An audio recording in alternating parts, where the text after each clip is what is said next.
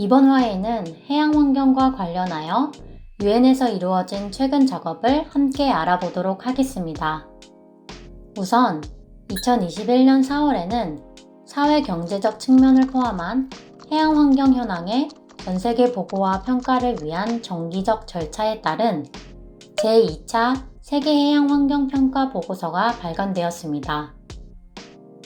정기 절차는 2002년 지속가능 발전 세계 정상회의에서 세계 해양의 환경, 경제, 사회적 측면을 정기적으로 검토하기 위해 도입한 제도입니다.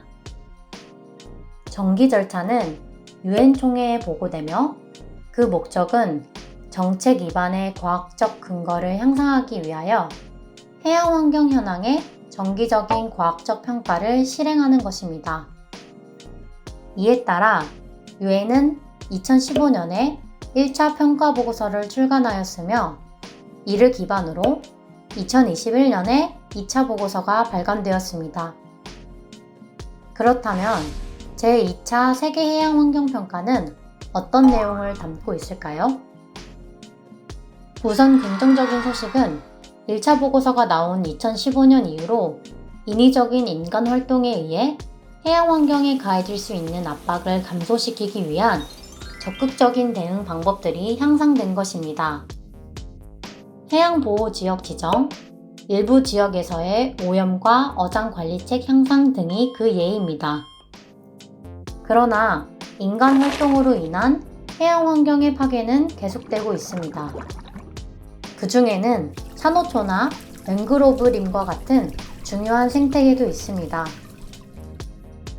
해양 환경을 압박하는 요인은 기후변화로 인한 해양 환경의 급격한 변화, 지속 가능하지 않은 어획 활동, 침입 외래종의 도입, 대기오염으로 인한 해양의 산화 및 부영양화, 플라스틱, 미세플라스틱, 나노플라스틱 등 유해물질의 유입, 인간 활동으로 발생하는 수중소음의 증가, 그리고 연안지역 난개발과 무분별한 자연자원 채취 등입니다. 이렇듯 연안과 해양의 이용을 제대로 관리하지 못하면 식량수급의 안정과 탄소 흡수 등 인류가 해양으로부터 누리는 다양한 혜택이 사라질 수 있다고 보고서는 경고합니다.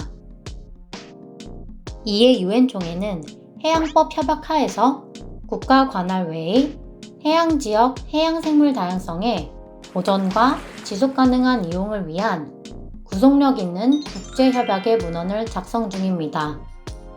2021년 8월 16일부터 8월 27일 사이에는 이를 위한 4차 회의가 열렸습니다. 여기까지 유엔에서의 해양환경과 해양생물 다양성 관련 최근 작업을 알아보았습니다.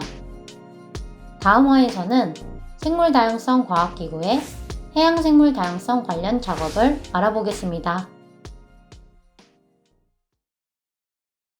본 영상은 환경부 국립생물자원관의 주최로 만들어졌습니다. 구독과 좋아요 버튼을 눌러주세요.